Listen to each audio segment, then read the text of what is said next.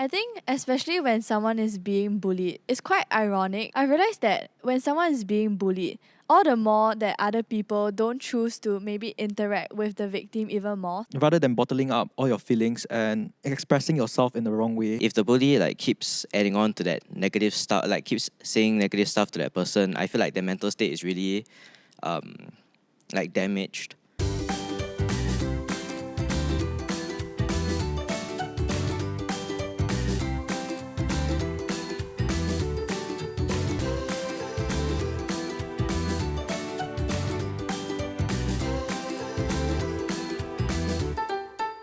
Welcome back to episode 2. We're here to talk about the effects of bullying and its coping mechanism. But before we go there, we want to know what happens when a person is being bullied.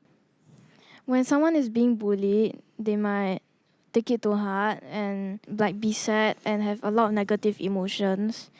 Sometimes they might result in hurting themselves, making cuts on their own hands and legs because they don't think they're good enough and they think what the bully is saying is correct and they believe that's how they are born to be.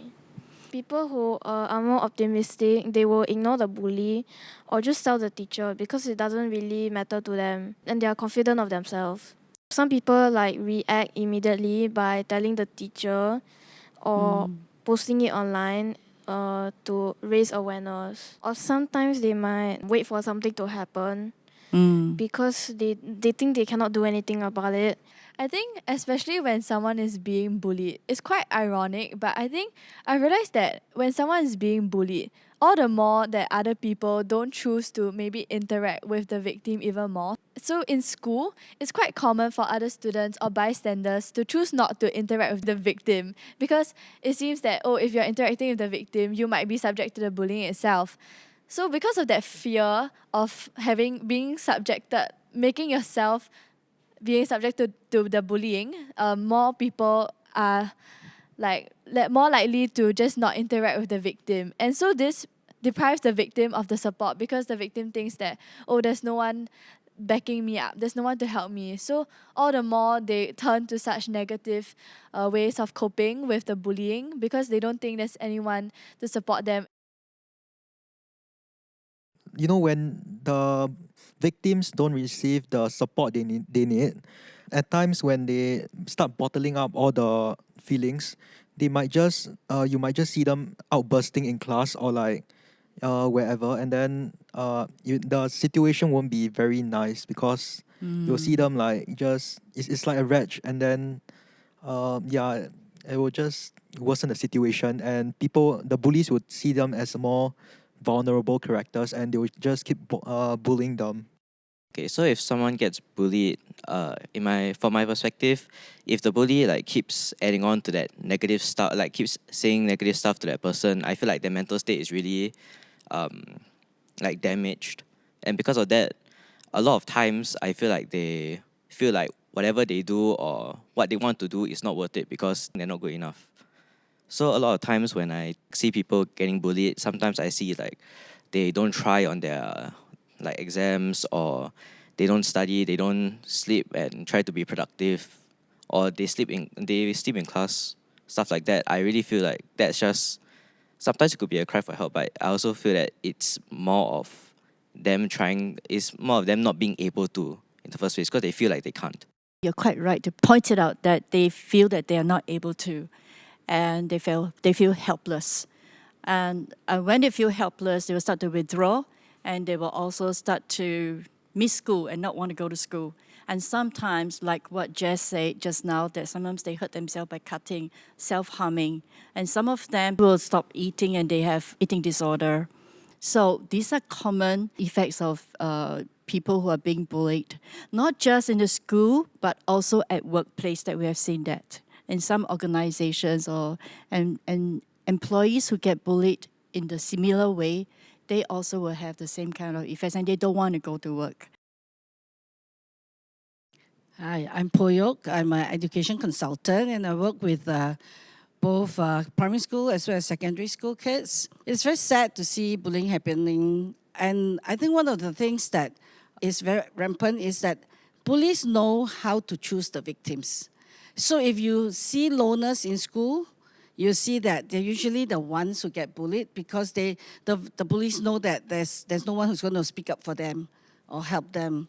So I think if we can, look out for each other and look out for friends who are alone, the friends who don't have people to speak up for them, I think that is one of the biggest things you can do for your friends. Most bully victims are introverts, and they are usually with low self-esteem. So it's right, they believe what the bullies say, and it's not just what the bullies say that is powerful, it's what the people around him says. Because when one bully say that I'm bad, I'm a loser, but there's nobody else helping me, it means that the silence from all the people around tells him that, yeah, it's true. But if there is even one person who's going to speak up and say, hey, no, you're not a loser, you're my friend, then you see the difference, because then his life is meaningful. That, yeah, hey, actually there's someone who believes in me. And I think that is something that we need to teach kids, and we need to teach the schools. Nobody's looking out to see who needs help. Also, I would like to also bring back to what Faith said just now. I think they are also afraid to help. And how can we, as bystanders, also cope in that sense? I think, Ethan, you have something to say. The reason why I'm actually so passionate about CABCY and why I'm even involved in this is because I was a victim of bullying for a good 8 years of my life. So talking about coping mechanisms, I thankfully had a bunch of supportive people in my life. I had a lot of friends online that helped me keep going. The reason why I got bullied was because I defended other people who were being bullied. So this is a real thing. So completely understandable. So I still remember primary 5, I stood up for somebody who was being bullied by the most influential person in class. So who became the new victim? Me. So as a bystander, when I stood up for someone else, I got bullied even worse. It is our real issues. And I think this is where finding the right coping mechanisms is really important. Again, for me, I was healthy, thankfully. I think because internet was my refuge. That's maybe why I got to cybersecurity today. Music was my refuge because I played in Singapore Youth Orchestra. I played in different groups. I did a lot of things and met a lot of different types of people. So I think that was the benefit I got. But I would like to say, at least for those, be in the screen, watching this right now, if you're being bullied, there is hope. There is a space where you can find your way around, and we hope that we can provide this for you in the long run as well. And that's why we're talking about it today. And I think that's why talking about this is really important. But I think to add on the last bit, I'm not going to go too long, is to add on this one last part is, if you see someone being bullied, I know staying away from them might seem a better choice right now, but here comes the part, right? With social media and with messaging channels, it's possible to silently support someone. I had a couple of people who did that for me through my secondary school, and that really helped me a lot, even though in school they were not really my friends. So I think that really helped a lot in me coping with the whole situation as well. Yeah, I would like to add actually that if you're in school and you know of someone being bullied and you're a bystander, you can actually look for another bystander and look at that person's expression and talk to the person, hey, what do you think of that? And you can find another bystander. We've done a research before that out of 4,000 students surveyed in Singapore, we found that 1 in 12 is bullied on a weekly basis across Singapore, primary and secondary school. Now, if 1 in 12 is being bullied, then 1 is being bullied, 1 is the bully, so the other 10 are not bullied. So if all 10 bystanders were to come together and say, hey, this is not right, and we should have a shared concern, and we all have a shared responsibility to stop this, to intervene. I kind of have a question for the young people here. Go ahead.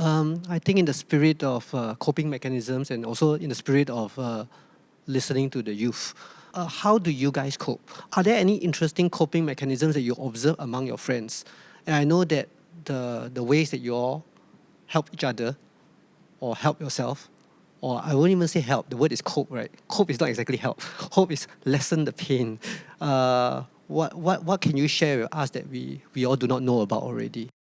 I find the best coping mechanism for one that is being bullied or the victim is to actually reach out to someone. Like, it could be your family members, could be your teachers or your friends. It could be anyone who could lend a listening ear to you, because expressing yourself is probably one of the best coping mechanism. And like, rather than bottling up all your feelings and in the end, outbursting all the negative energy and also expressing yourself in the wrong way. So yes, I think the best way is to reach out to someone and ask for help. For me, I also cope through visual arts because I like drawing and painting. I'm passionate about it because since I was young, I've been drawing a lot. And I have thrown away a lot of sketchbooks because I filled them all with pages. And I also cope through music because music is therapeutic to me. I can relate to certain types of music, like about how people have stress in school and other stuff like that. Okay, so in terms of unconventional coping mechanisms that y'all may not have heard of or is relatively new, something I heard of is rage rooms. Have you heard of that? Yeah, where actually they have rooms, right, where you would pay and then they would give you a sledgehammer and you can whack a bunch of stuff. So I actually see that as a cool kind of way to get rid of anger and rage because it really gets you out in a physical way. I mean, if you don't want to spend money and break stuff, you can always go take a run or invite some friends, play football, basketball, something like that. Because physical activities really get rid of stress and lethargy that's been building up in your body after so long, after being put down for so long. It really raises your mood. Yeah, I want to explain why that will work actually. Tai, thank you for saying that. When a person is angry, person is hurt, it starts from being hurt. Person is hurt, angry, and then they become sad again and they're angry again and they get disappointed. And they feel so overwhelmed. It's not just here in the mind, but it's also in the heart. Then they will start to feel it in their body. And they don't feel like going out. They want to sleep all day. They want to stay in the room. They want to hide in the room. And there are a lot of people out there I hope you're tuning in. Don't just stay in your room. Get out there, go out there, because when you stay in the room, you are agreeing with the bullies or people who really make you stay in the room. You can actually talk to someone or ask a friend to go out or a family member, like running or exercises. It helps. And like Tai said, hammering, well, I'm an art therapist myself, and I do have clients in my room who will make clay models and then they break it. They hammer it. Victims of trauma, they actually do that as well. They just need to break it. And it does help. You feel that, oh, that looks like a new person I've never seen. And you see the smile coming up. Really great to hear from you. It's really deep insight. All right, we've come to the end of episode 2. And well, if you want to hear us again, tune in to episode 3. And it will be about why bullies bully.